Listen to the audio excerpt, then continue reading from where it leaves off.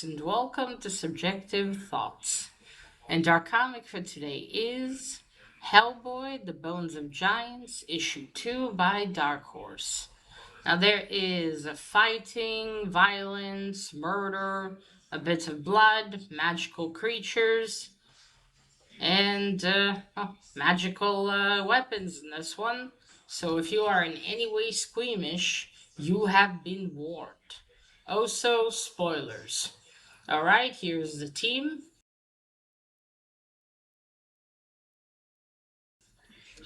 And let's get on with it. So, where we left off in issue 1, Hellboy was running downstairs to get to Akimen, when he was surrounded by these creatures who I now know are elves.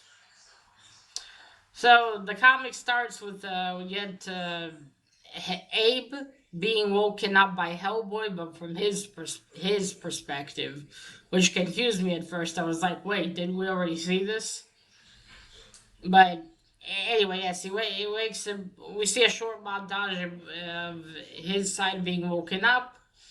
Then we see him outside of the room with Akimen's daughter. So now it's clear that the one that ran away is in fact the father.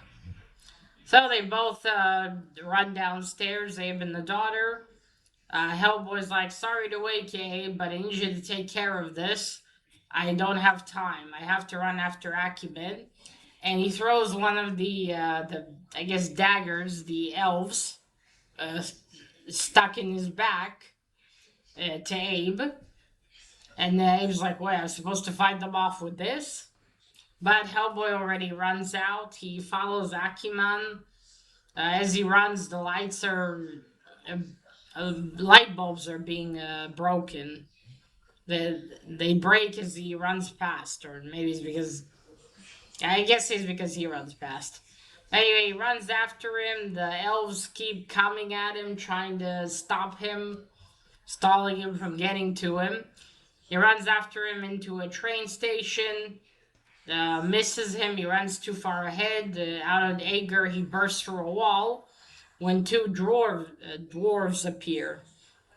At least that's what they are. I'm not even trying to pronounce the nurse terms for them. But yes, two dwarves.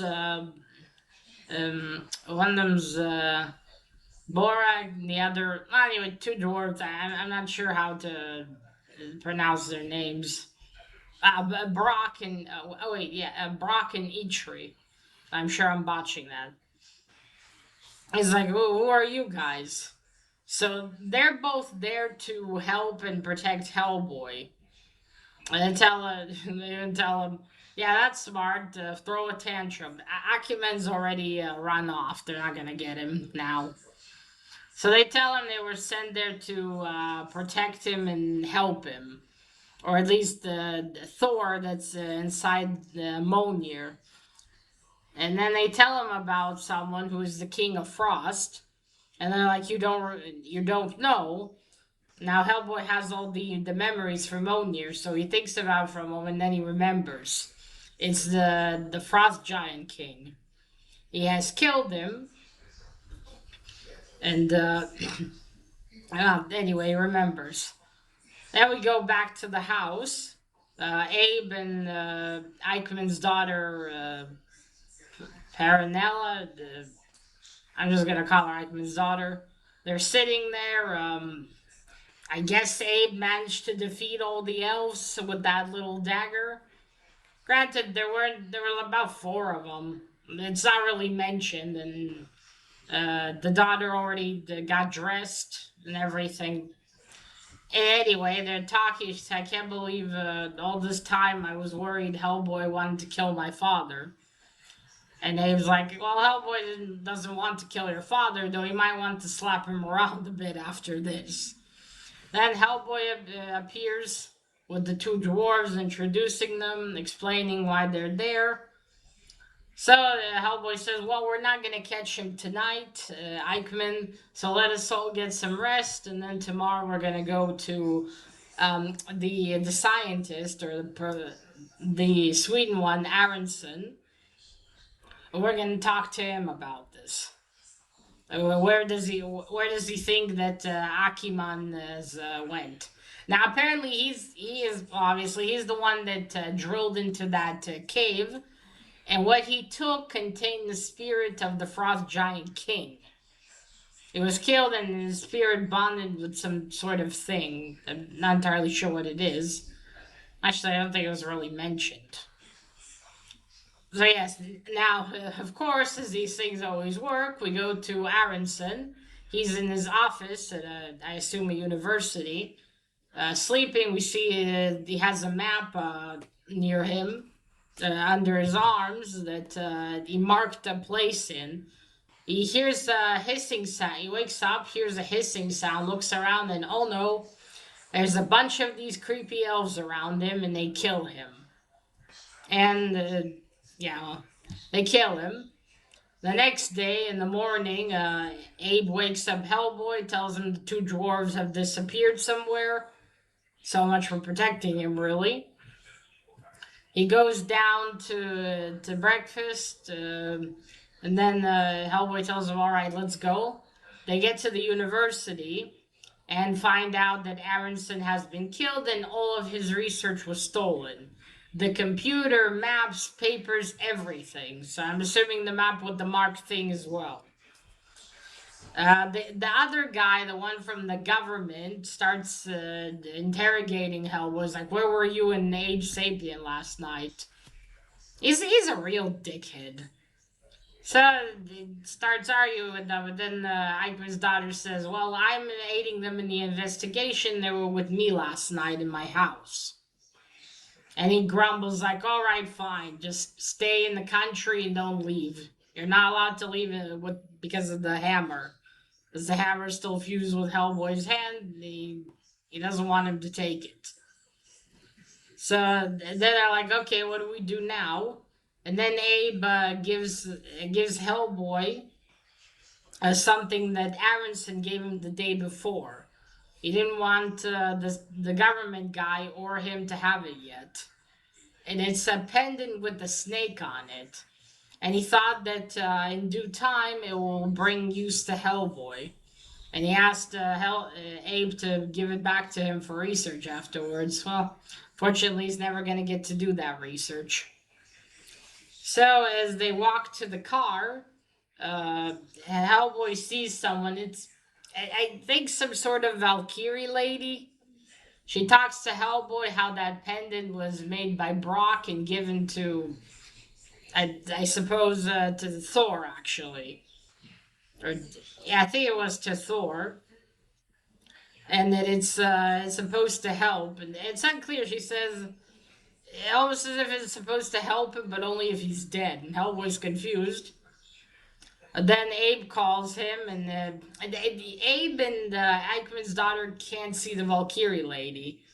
And Hellboy's like, "Man, this thing's messing with my head." But then before they can go anywhere, the squirrel appears again. So he was a friend of Thor. Now the squirrel, Abe and Eichmann's daughter can see and hear. So the squirrel helps him. He tells him, "Go to this place where these two, this man and woman danced on the bones of the spine of the King of Frost, of the spine of his corpse." So he asks the daughter, "Well, you're a folklorist. Well, you know where this place is?" And she said, "Yeah, I know. Let's go." So they all drive together. It's this sort of like island forest thing where it said that there used to be hunting done by the king. That's the king of Frost or something. And now it's a park and has a lot of tourist attractions and stuff. So they get there, there's no deer. It's, well, the two man and woman are supposed to be were actually two deer in the, well, now we know not really the legends. But yes, the daughter's like, "Okay, where to now?" And Hellboy says in his Thor voice, "This way." And Abe looks up and you see birds flying away, and he's like, "That's not a good sign." As they continue on, they start to hear chanting. And as Abe says, hearing chanting in their profession is usually a bad sign. Oh boy, it is. So they finally get and they see Eichmann dancing and drinking mid or beer with these elves. And they're like, oh no. And Hellboy then tells her, all right, Eichmann's daughter, now I will protect you, but you need to get to your father. Now, if he's doing this because of the influence of the King of Frost, we will help him. But if he's not, you get the rest. But before they can really do anything, the ground under them shakes, and they're like, "Oh no!" And then we see a hand bursting out from the ground where Eichmann and the elves are standing. And Hellboy's like, "Oh crap!" And that's it. That's where the story ends, or the issue ends. All right. Let's start with the covers. You see, it's the same composition. You have Hellboy in the middle. You got the yellow frame or rug, which helps bring him forward. But this time we have all the elves in blue behind him, which is very cool. You see, they're very ugly. Yeah, all the elves, and he's fighting them, and these are the daggers that are stuck in him. So overall, I like this composition. It's nice and not too overwhelming. And the colors are good. Alright, the art's by the same gentleman, of course. Yeah, here you go. You see Abe and Crash, and then Abe, wake up. At first I was confused. I was like, wait, well, what's going on? You already woke up Abe. And then I thought I was probably just showing it from Abe's perspective. You see, he runs out. There's daughter. Where's her dad?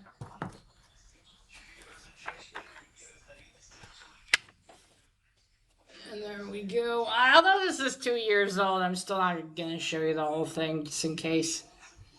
There you go. You see, are attacking Hellboy. He's hitting them. I don't know why they start burning. I don't know if it's because he hits them with the head with the hammer. I'm assuming probably because of that. So yeah, you see? There, he throws him the dagger. Alright, fight them. Which, I love how we're not... I mean, again, look, there's only 3 of them, right?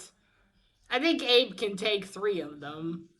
I don't know about Eichmann's daughter. Maybe she also helped him a bit, but it's just funny it's not mentioned, or at least someone shown, like, Abe started attacking them.